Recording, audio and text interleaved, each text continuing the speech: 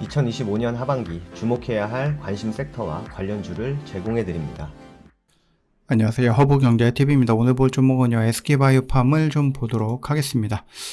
오늘도 좀 상승하는 모습을 좀 보여줬습니다. 분위기가 좋죠? 5거래일 동안 연속해서 지금 양봉을 보여주는 상승 구간이었고, 일단 시장도 좋았어요. 그러면서 좀 반응을 해줬고, 금리 인하가 되면은 제약바이오 쪽에 나름 긍정적이다라는 것들이 있었습니다. 이런 거 많이 말씀을 드렸죠. 지금 9월 달에 금리 인하가 된다라는 그 확률이 거의 100%에 가깝다라고 생각을 하셔도 될 것 같아요. 그러면 우리의 시선은 0.25로 할 거냐, 아니면 0.5로 할 거냐. 9월 달에 금리 인하를 하면은 남은 3개월 동안 10월 달, 11월 달, 12월 달 동안 금리 인하 또 할 거냐, 한 번 할 거냐, 두 번 할 거냐. 이런 쪽으로 우리가 다시 시선을 좀 돌려야 되지 않을까라고 생각을 합니다.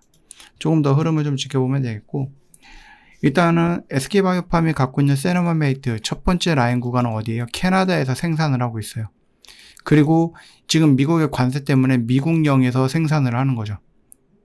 그 다음에 중국의 이그니스 테라퓨틱스가 중국이랑 합작사였잖아요. 이게 상장이 되면서 뭘 하고 있다? 여기서 직접 생산할 거다. 라는 행정 절차를 시작을 했다라는 거죠. 원래는 수입해서 판매하려고 했는데 그냥 중국에서 직접 만들자, 이렇게 좀 얘기가 나왔던 거예요. 일단은 이그니스 테라퓨틱스의 지분을 41%인가를 갖고 있죠. 예.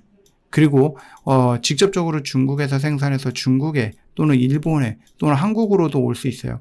왜냐하면 캐나다에 판들었던 거는 미국이라든지 유럽 쪽에, 그 미국령에서 생산하는 것은 그냥 말 그대로 미국에서만, 그 다음에 이제 중국에서 생산하는 것은 아시아 쪽으로, 이런 식으로 해서 생산 라인을 조금 확장을 하거나 좀 다양하게 진행을 할 수도 있는 부분이죠.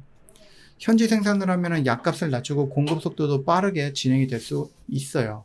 물론 이제 중국이 미국만큼은 아니지만 중국에도 이 뇌전증 치료제를 원하는 환자들이 많이 있습니다. 그래서 저는 개인적으로 생각했을 때 나쁘진 않은 것 같아요. 유럽으로 넘어가는 것은 유럽에서 생산하면 더 좋기는 하겠지만, 캐나다의 이 생산 공장이랑 계약이 어떻게 됐는지는 우리가 아직까지는 모르겠어요. 근데 이제 이 관세가 크게 변하지 않고 지금대로 유지가 된다라고 하면은 미국령에서 아마 생산을 하게 될 것 같다라고 봅니다. 그러면 캐나다에서 안 할 건지, 캐나다에서도 물량을 조금 줄이고 이거를 유럽으로 돌릴 건지, 이거는 조금 지켜볼 필요가 있겠다, 이렇게 좀 말씀을 좀 드려보도록 하겠습니다. SK바이오팜 앞으로 뭘 할까? 세노마메이트 하나만으로는 부족하다. 물론 이 세노마메이트 하나로 매출 1조 원을 찍겠다라고 얘기했던 부분들이긴 했는데, 이거는 이제 거의 다 달성을 할 수 있을 거라고 봐요. 국내 최초라는 타이틀을 좀 많이 가지고 있고, 지금까지 도전한 게 한 20개 정도가 되는데, 실제로 성공해서 살아나왔던 게 세노마메이트, 스노시, 솔리안페트롤이라는 얘기죠. 이렇게 2개뿐이에요.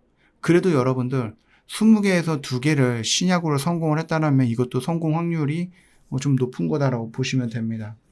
신약을 성공시킬 수 있는 확률은 되게 낮아요. 여전히 이제 글로벌 최고 신약의 회사를 목표로 하고 있다. 그리고 이것뿐만 아니라 이제 조금 연구개발에, 그러니까 R&D 전략을 갖고 있는 것이 암 치료제 분야로도 영역을 조금 확장을 하겠다라는 얘기를 하고 있고요. 신경질환 쪽으로도 좀 확장을 하겠다, 이런 식으로 좀 얘기를 하고 있어요. 원래 강점 분야이기는 해요. 그 뇌전증이라든지 뇌와 관련되어 있는 질병, 이런 쪽에 대한 치료제는 SK바이오팜이 강점을 갖고 있는 영역이긴 하지만, 그래도 이 세노마메이트 하나만 하는 것이 아니라 조금 더 영역을 넓혀 나가겠다라는 겁니다. 그뿐만 아니라 이제 요것만으로는 어려우니까 새로운 무기가 또 필요하죠.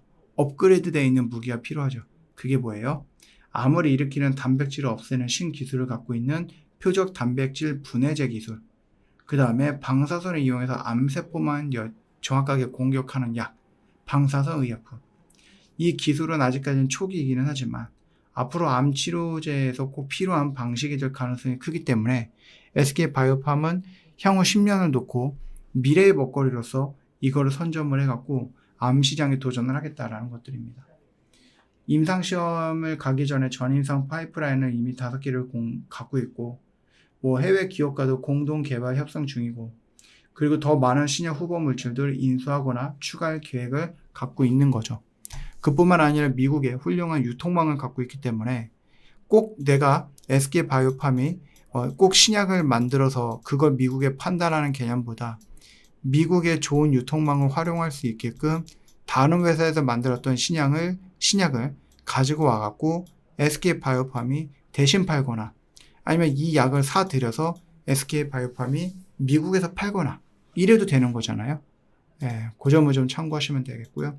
3분기 실적은 여전히 좋을 거야 라고 생각을 합니다. 그러면서 1분기 좋지 않았고 2분기 좋았고 질질질 조정을 받다가 강한 상승을 보여줬기 때문에 만약에 이 구간에서 눌린다라고 하면은 이 정도 구간에서 눌림을 받고 다시 반등 나오면 우리 13만원 언저리까지 한번 끌고 가보자 라고 말씀을 드렸죠. 저 허브경제TV 공식 채널을 보시면 중요한 것들 깔끔하게 정리해서 올려놨습니다. 여러분 보시기에 정말 도움 많이 될 거고요. 여러분 매매하실 때 참고하시면은 여러분 매매가 조금 더 쉽지 않을까라고 생각을 하고, 여러분 매매를 뭘 해야 될지 모르겠다 하실 때 저희 공식 채널에 있는 정보를 활용해 보시면 도움이 될 겁니다. 다만 이제 내가 이 정보를 어떻게 활용할지 모르겠다 하시는 분들은 뭐 한 달도 가능하니까 저 허브경제TV 한번 찾아보세요. 오셔가지고 같이 한번 이런 것들 보시고, 여러분들 영상 댓글에 링크 클릭하고 공식 채널에 있는 모든 정보 무료로 활용을 해 보시면 도움이 되지 않을까 싶습니다. 오늘 하루도 정말 고생 많으셨습니다.